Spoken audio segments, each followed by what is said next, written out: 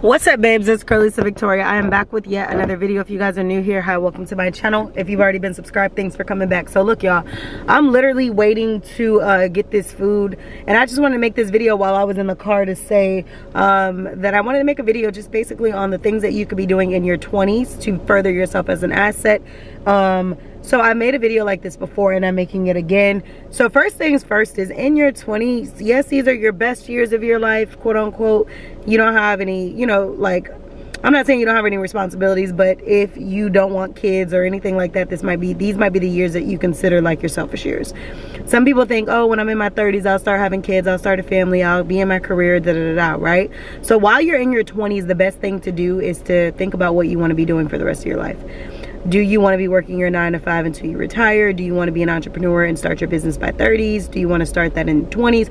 What do you want to do? I think as the days, the years, the months go by, I think people who are exposed now at the younger ages to how our world is functioning have an upper hand. Like, you guys almost have a outline of things to do that just 10 years ago or 20 years ago was not even a definitive outline for success. So I think nowadays, the kids nowadays, like, you really don't have an excuse as to why you're not thriving. Like, a lot of us, even though I'm in my 20s, my mid 20s, is still that thing of like, okay, there's a lot of things that I still had to figure out, had to do.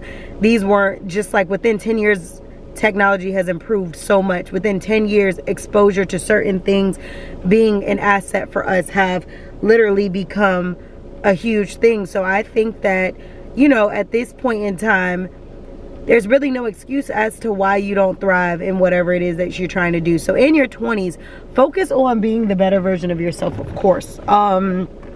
There's gonna be a lot of times in which you're thinking, okay, my friends are doing this, my friends are going here, my friends are da-da-da-da.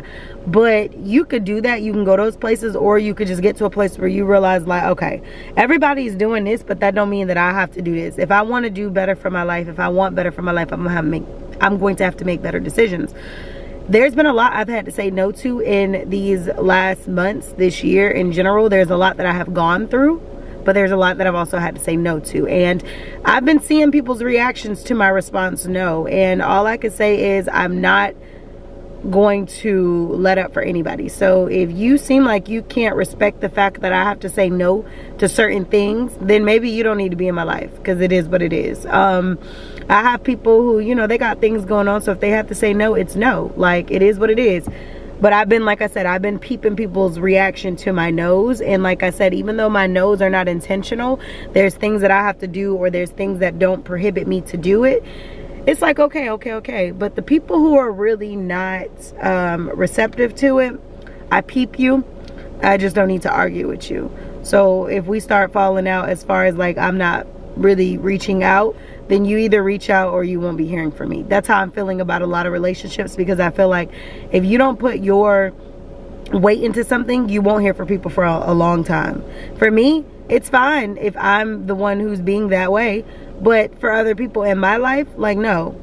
Like, if I'm not talking to you like that, I'll check in every once in a while if I'm really busy. But if I completely stop, you don't hear nothing from me for years, and we used to talk like daily, you could probably think like your days were numbered in my life already.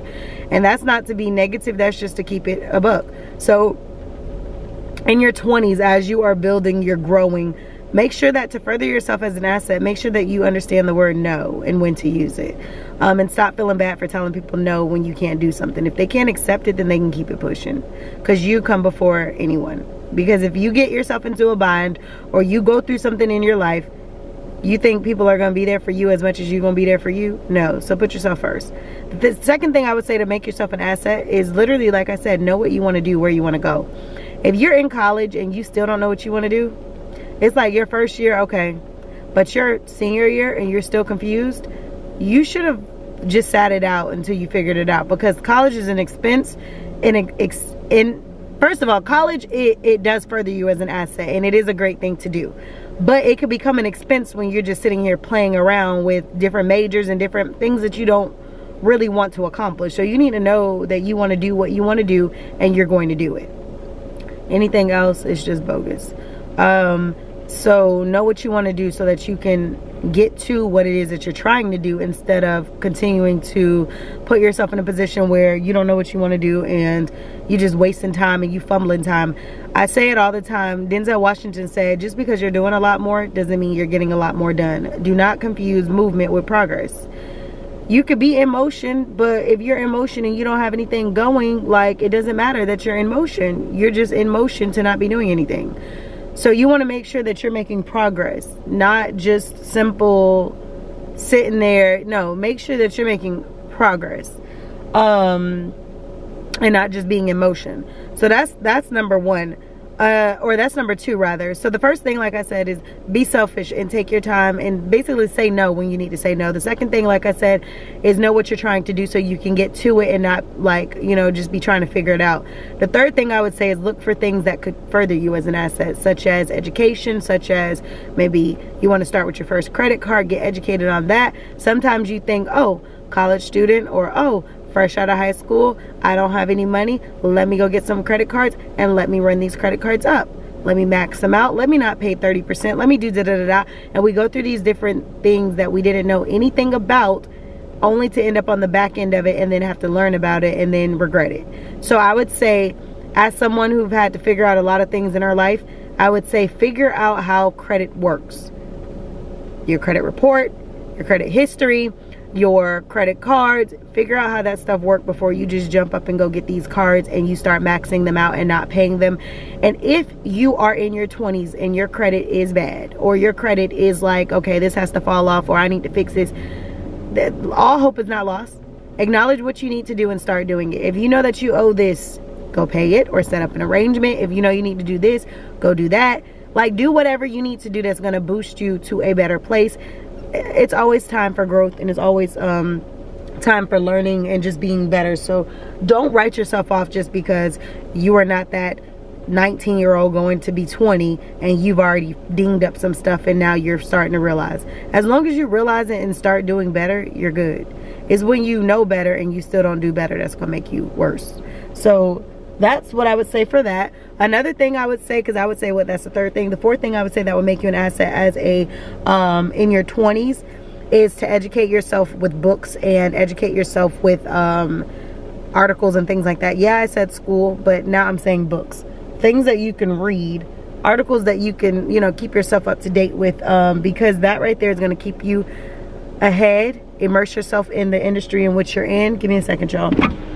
So yeah, immerse yourself into your business endeavors, of course, but don't get to the point where you're just so confused and you're like, okay, I'm confused, I don't know what to do with this, da da da da. Immerse yourself. The best thing that you could do is educate yourself. So read books, look at audios, listen to some of your favorite people, do whatever you need to do to immerse yourself in what it is that you're interested in. Because if you immerse yourself into reading books, listening to your audios, I listen to Steve Harvey, you listen to Steve Harvey, is probably, as people can say what they want to say about Steve, but Steve has worked from the bottom up and he gives really good advice on continuing. Whatever you want to say about his relational status or whatever, all those things, it is what it is.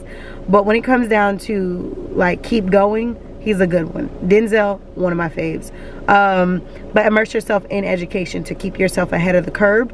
It's like I always say, it's like your professor or someone telling you, hey, you guys, I'll see you guys after, like when you're in middle school, elementary, they say, I'll see you after summer break. Do your teacher need to tell you to read the books to get ahead? Or tell yourself to keep yourself reading so you can stay on top of your material? Or do you do that because you want to be ahead of the curve? So you have to decide, do I want to fit in or do I want to stand out? And you have to go with that method. The last thing I would say to do in your 20s is make yourself for your 30s. You could do this in your 20s, but like if you're if you're early 20s, like you're 19 about to be 20, then I would say make your 1 year, 3 year, 5 year, 10 year goals for those 20 years, or for those 10 years. So from age 20 to 30. And if you're in your mid 20s, like 28, 29 or whatever, you're about to be 30, make your 10 year for the 30s. So make your 1 year 3-year, 5-year, and 10-year for 30.